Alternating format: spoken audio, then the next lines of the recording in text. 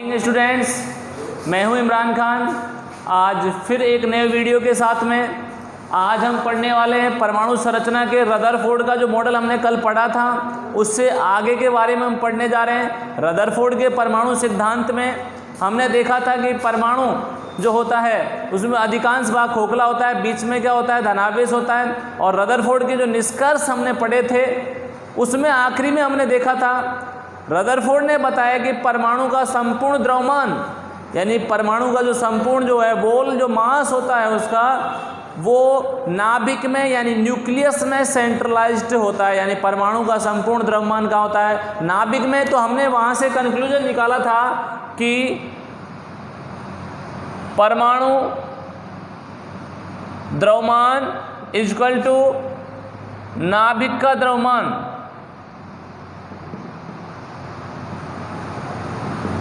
ये हमने निष्कर्ष निकाला था कि परमाणु का जो द्रव्यमान होता है वो नाभिक के द्रव्यमान के बराबर होता है। और जो नाभिक में जो होते हैं, नाभिक में दो कण होते हैं, प्रोटॉन और न्यूट्रॉन।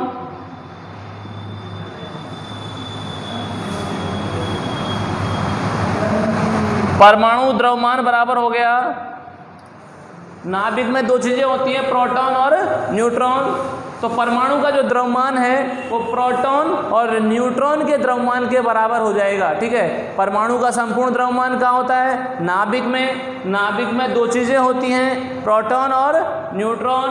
तो परमाणु द्रव्यमान बराबर हो जाएगा प्रोटॉन प्लस न्यूट्रॉन। ये हमने पहले ही पढ़ चुके थे, लेकिन एक बार फिर से रिवाइज कर रहा हूँ मैं। मान लीजिए कोई भी परमाणु है एक्स एक परमाणु है। परमाणु में जो Z होता है, जो नीचे की साइड में लिखा होता है, जो Z होता है वो परमाणु क्रमांक होता है यानी एटॉमिक नंबर होता है। और जो ऊपर जो A लिखा होता है, ऊपर जो A लिखा होता है वो परमाणु द्रव्यमान होता है, एटॉमिक मास होता है। ठीक है, मैं यहाँ पर लिख रहा हूँ X क्या है, यहाँ पर परमाणु है, और Z क्या है, यहाँ पर परमाणु क्रमांक है, परमाणु क्रमांक है। और A जो है वो परमाणु द्रव्यमान है। अब हम समझेंगे कि Z क्या होता है और A क्या होता है, इसके बारे में हम पढ़ेंगे। Z यानी होता है परमाणु क्रमांक,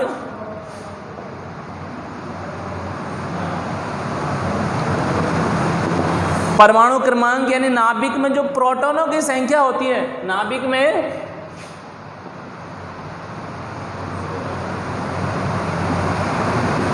उपस्थित प्रोटॉनों की संख्या।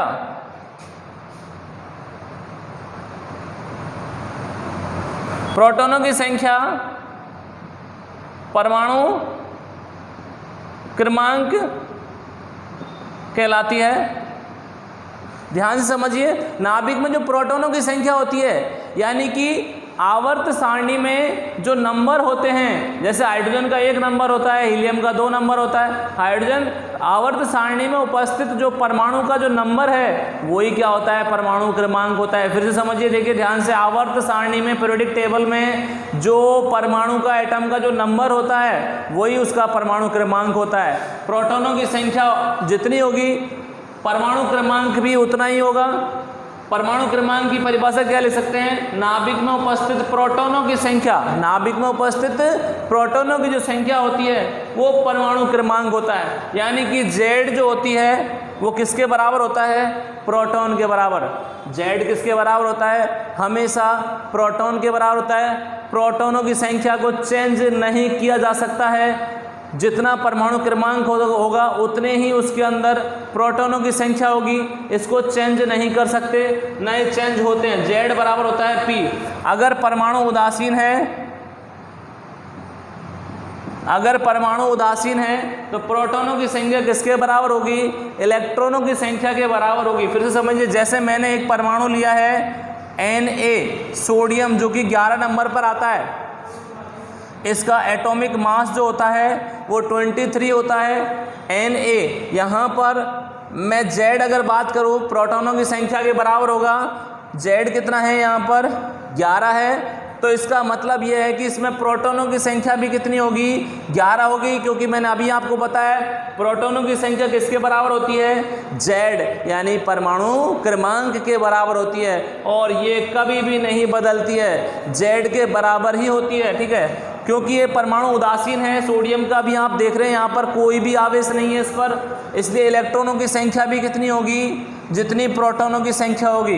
क्योंकि मैंने अभी आपको बताया अगर परमाणु उदासीन है यानी कि उस पर कोई आवेश नहीं है तो प्रोटॉनों की संख्या किसके बराबर होती है, इलेक्ट्रॉनों की संख्या के बराबर होती है। ठीक है, जैसे मैं बात करूँ यहाँ पर Mg की, इसका परमाणु द्रव्यमान जो होता है 24 होता है और इसका एटॉमिक नंबर 12 होता है, 12 होता है। मैं Z की बात कर रहा हूँ, Z यानी कि परमाणु क्रमांक इसका कितना है, 12 है। और मैंने अभी आपको बताया था प्रोटॉनों की जो संख्या होती है वो Z यानी परमाणु क्रमांक के बराबर होती है, यानी कि प्रोटॉनों की संख्या भी कितनी होगी, इसमें 12 ही होगी, क्योंकि प्रोटॉनों की संख्या हमेशा किसके बराबर होती है, परमाणु क्रमांक यानी Z के बराबर होती है। ठीक है, तो यहाँ पर अभी आप देख रहे हैं यहाँ पर इलेक्ट्रॉनों की संख्या अगर देखें तो इलेक्ट्रॉनों की संख्या यहाँ पर कोई भी आवेश नहीं है, इलेक्ट्रॉनों की संख्या भी कितनी होगी, 12, क्योंकि उदासीन है ये, कोई भी इस पर आवेश नहीं है, तो प्रोटॉनों की संख्या के बराबर ही किसकी संख्या होगी, इलेक्ट्रॉनों की संख्या होगी। फिर से समझिए,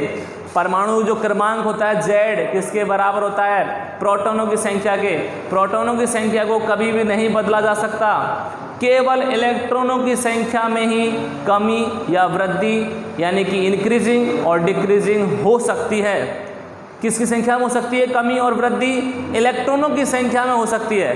प्रोटॉनों की संख्या में कमी और वृद्धि नहीं हो सकती है, वो हमेशा Z के बराबर ही रहेगा, यानी परमाणु क्रमांक के बराबर ही रहेंगे प्रोटॉन। ठीक है, केवल किसमें कमी और वृद्धि होगी, इलेक्ट्रॉनों की संख्या में कमी और वृद्धि होगी, जो मैं अभी आपको बताएंगे कैसे होती है। दो उदासीन परमाणु मैंने लिखे। अब बात करते हैं आवेश की, कि आवेशित परमाणु हो तो क्या करें। मैंने आपको बताया कि प्रोटॉनों की संख्या तो कभी बदलती है ही नहीं, जैसे मैंने लिखा Na+। ध्यान से समझिए, अगर आवेश है तो धनावेश अगर आता है परमाणु पर तो इलेक्ट्रॉनों की संख्या में कमी कर दी जाती है। ध्यान से समझिए, धनावेश है तो इलेक्ट्रॉनों की संख्या में क्या होगी, कमी होगी, और अगर ऋणावेश है परमाणु पर तो इलेक्ट्रॉनों की संख्या में क्या हो जाएगी, वृद्धि हो जाएगी। ठीक है, जैसे मैंने लिखा Z कितना है इसका, 11 है, प्रोटॉनों की संख्या कितनी है इसमें, 11 है। प्रोटॉनों की संख्या कभी नहीं बदलती है, चाहे आवेश कुछ भी आए। ठीक है, Z 11 है, प्रोटॉनों की संख्या भी 11 है। इलेक्ट्रॉनों की संख्या अगर हम बात करें तो मैंने आपको बताया था अगर परमाणु धनावेश है तो इलेक्ट्रॉनों की संख्या में जितना धनावेश है उतना कमी कर देते हैं इलेक्ट्रॉनों की, तो यानी कि प्रोटॉनों की संख्या में से इलेक्ट्रॉनों की संख्या कमी कर देंगे, कितने इलेक्ट्रॉन रह जाएंगे यहाँ पर, 10। यानी कि मैं एक सूत्र यहाँ पर कह सकता हूँ,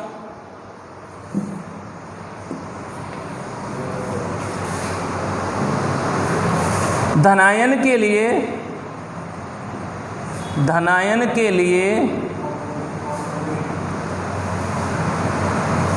इलेक्ट्रॉनों की संख्या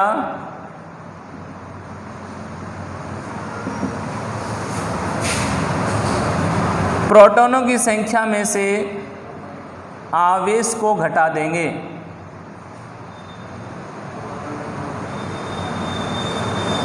प्रोटॉन, तो जैसे मैंने अभी आपको लिखा था, वापस से मैं एग्जांपल ले रहा हूँ।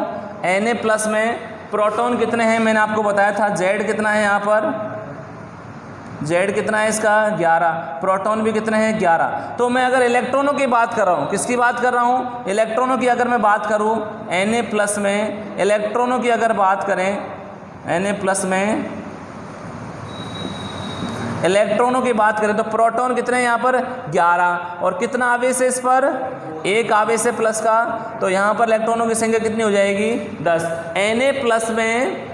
Na+ में इलेक्ट्रॉनों की संख्या कितनी हो जाएगी, प्रोटॉनों की संख्या में से आवेश को लेस कर दिया जाएगा। आवेश कितना है यहाँ पर, +1 आवेश है यहाँ पर, तो 1 घटा देंगे यहाँ पर, इलेक्ट्रॉनों की संख्या कितनी आ जाएगी, 10 आ जाएगी यहाँ पर। एक और एग्जाम्पल हम ले सकते हैं, Mg+2 में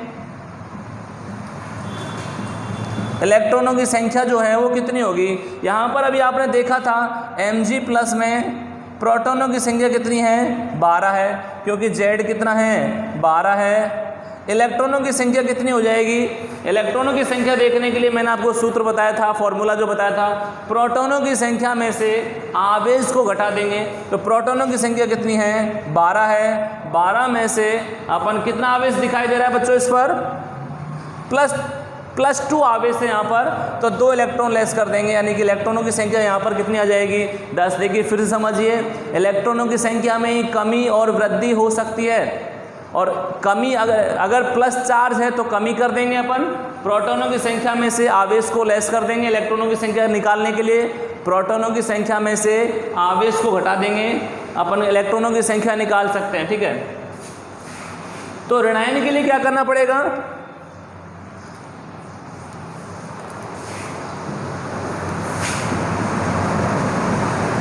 ऋणायन के लिए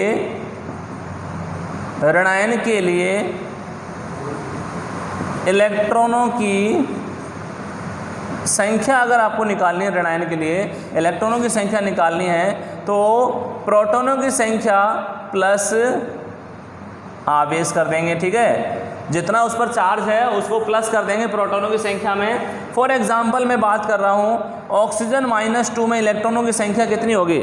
ऑक्सीजन -2 में, मैं वापस से लिख रहा हूँ, ऑक्सीजन -2 में इलेक्ट्रॉनों की संख्या निकालनी है हमको। ठीक है, तो ऑक्सीजन का जो Z होता है वो कितना होता है? 8 होता है। प्रोटॉनों की संख्या कितनी होगी इसमें? 8 होगी। तो इलेक्ट्रॉनों की संख्या निकालनी है हमको यहाँ पर, इलेक्ट्रॉनों की संख्या हमको निकालनी है यहाँ पर। तो प्रोटॉनों की संख्या कितनी आई है यहाँ पर?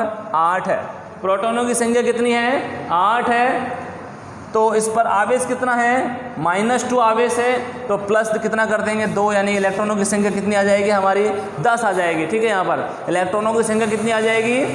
10 आ जाएगी यहाँ पर।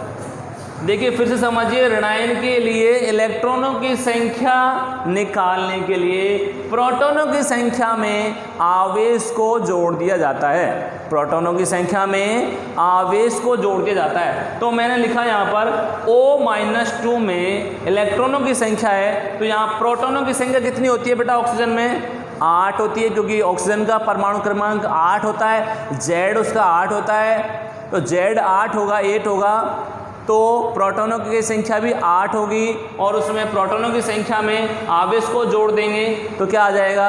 10 आ जाएगा। तो ये हमने देखा जब परमाणु पर ऋणावेश आता है, तो ये हमने देखा जब परमाणु पर ऋणावेश आता है तो इलेक्ट्रॉनों की संख्या में वृद्धि कर दी जाती है, और जब परमाणु पर धनावेश आता है तो इलेक्ट्रॉनों की संख्या में कमी कर दी जाती है।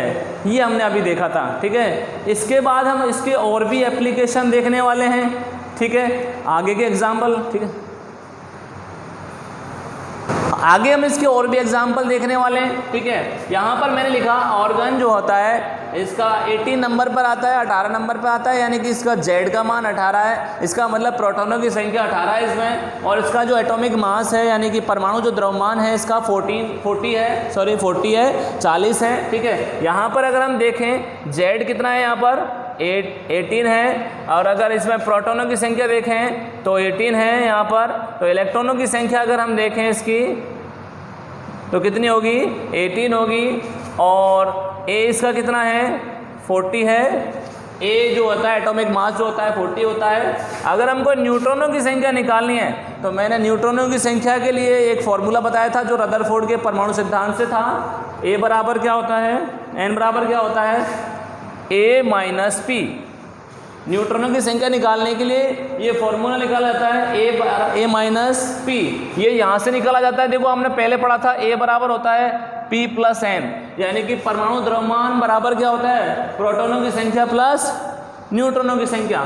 तो अगर अपन को न्यूट्रॉनों की संख्या निकालनी है, तो इसको एक्सचेंज करेंगे तो A माइनस क्या हो जाएगा? P हो जाएगा। देखिए इस सूत्र से आएगा यहाँ पर, तो न्यूट्रॉनों की संख्या बराबर हो जाएगा A - P। A क्या है? एटॉमिक मास है यानी परमाणु द्रव्यमान है, और P क्या है? प्रोटॉनों की संख्या। तो A कितना दिया गया है यहाँ पर? 40 दिया गया है यहाँ पर। न्यूट्रॉनों की संख्या निकालनी, A कितना दिया गया है यहाँ पर? 40 दिया गया है। प्रोटॉनों की संख्या कितनी दी गई है? 18 दी गई है। तो न्यूट्रॉनों की संख्या यहाँ पर कितनी आ जाएगी? 2 22 आ जाएगी ना, 22 आ जाएगी यहाँ पर, ठीक है। अगला एग्जाम्पल हम देखें, ये क्या हो गया, अगला एग्जाम्पल हम देखें तो Z यहाँ पर कितना है 16 है, प्रोटॉनों की संख्या कितनी है यहाँ पर 16 है। इसके बाद इलेक्ट्रॉनों की संख्या, क्योंकि इस पर माइनस चार्ज, देखिए यहाँ पर फिर से समझिए, यहाँ पर माइनस चार्ज आ गया है, और जब इलेक्ट्रॉनों की संख्या निकाली जाती है तो प्रोटॉनों की संख्या में क्या कर जाता है, प्लस आवेश को जोड़ देंगे हम यहाँ पर।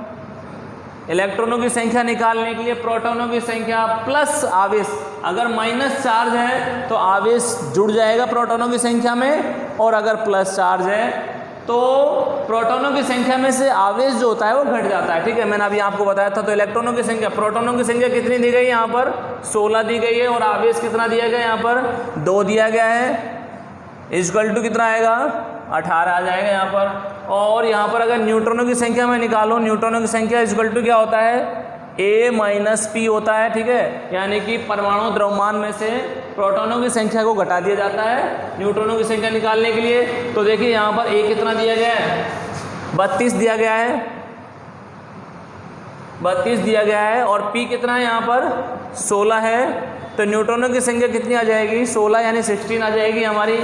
अगर इसमें देखें अपन Z जो होता है इसका कितना होता है 15 यानी 15 होता है, तो प्रोटॉनों की संख्या कितनी होगी 15 होगी। ये कभी भी नहीं बदलते हैं दोनों आपस में, जितना Z का मान होगा उतना ही P का मान होगा, यानी प्रोटॉनों की संख्या का मान होगा, ठीक है। इसके बाद अगर इलेक्ट्रॉनों की संख्या देखें, मैंने आपको फॉर्मूला बता रखा है, अगर ऋणावेश है माइनस चार्ज है यहाँ पर, अगर ऋणावेश है तो इलेक्ट्रॉन निकालने के लिए प्रोटॉनों की संख्या में आवेश को जोड़ देंगे, प्रोटॉनों की संख्या में आवेश को जोड़ दिया जाएगा।